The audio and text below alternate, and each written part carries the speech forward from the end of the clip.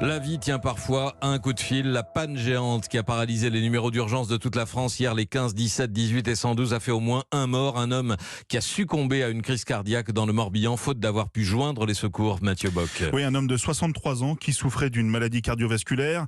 Hier soir, cet homme fait un malaise. Il tente alors de joindre les secours, le 15 et le 112, plusieurs fois, sans succès.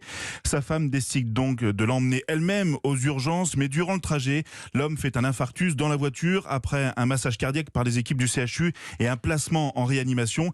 L'homme décédera un peu plus tard dans la soirée. La préfecture du Morbihan vient par ailleurs de préciser que les numéros d'urgence n'étaient pas tout à fait rétablis dans le département et elle a appelé les habitants du Morbihan à utiliser les numéros à 10 chiffres communiqués aux mairies et aux médias locaux en cas d'attente trop longue. Sur ce décès du Morbihan, une enquête administrative vient d'être ouverte et 2 autres accidents cardiovasculaires ont été signalés à La Réunion. Emmanuel Macron ce matin se dit très préoccupé et à la première heure, Gérald Darmanin a tenu une réunion de crise avec les préfets avant de déclarer ceci. Ces obligations, qui manifestement n'ont pas été au rendez-vous aujourd'hui, ont entraîné des dysfonctionnements graves, inédits, ça n'est jamais arrivé, et inacceptables, puisque par définition, c'est la protection de la vie de nos concitoyens qui est particulièrement concernée.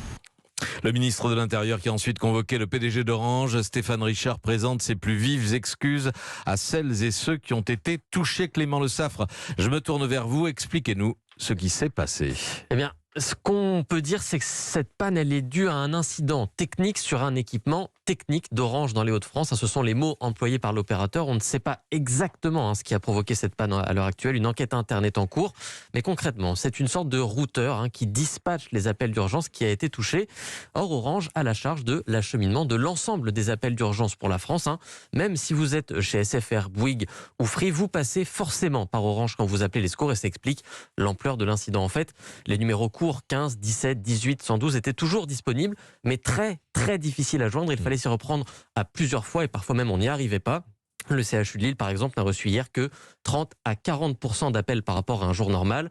Alors pour pallier à cette défaillance, on l'a dit, plus de 400 numéros de secours longs ont donc été mis en place sur tout le territoire. Mais en cas de panne, il n'y a pas de plan B, il n'y a pas de circuit de secours pour les numéros de secours ? C'est la question à laquelle Orange devra répondre. Des procédures sont prévues, c'est ce qu'on nous dit, car ce n'est pas la première fois que ça arrive. En juillet 2012, une panne géante avait coupé l'ensemble du réseau d'Orange pendant une dizaine d'heures, affectant là aussi les appels d'urgence. Mais ces procédures n'ont visiblement pas fonctionné hier soir et donc Orange est sous pression. Il faudra tirer les conséquences de cet incident et peut-être même revoir le dispositif des appels d'urgence. C'est ce qu'a insinué le secrétaire d'État au numérique Cédric O lors d'un point d'étape ce matin. Orange devra évidemment nous présenter son analyse des causes et circonstances des dysfonctionnements d'hier soir. À cet égard, le Premier ministre a demandé à Gérald Darmanin et moi-même de diligenter un audit externe des services et inspections de l'État afin que la lumière soit faite tant sur les causes et circonstances de l'incident, mais également sur les modalités de remontée d'informations. Voilà, le PDG Stéphane Richard a donc été convoqué dans la foulée ce matin place Beauvau pour s'expliquer. Il ne s'est pas exprimé à la sortie de la réunion.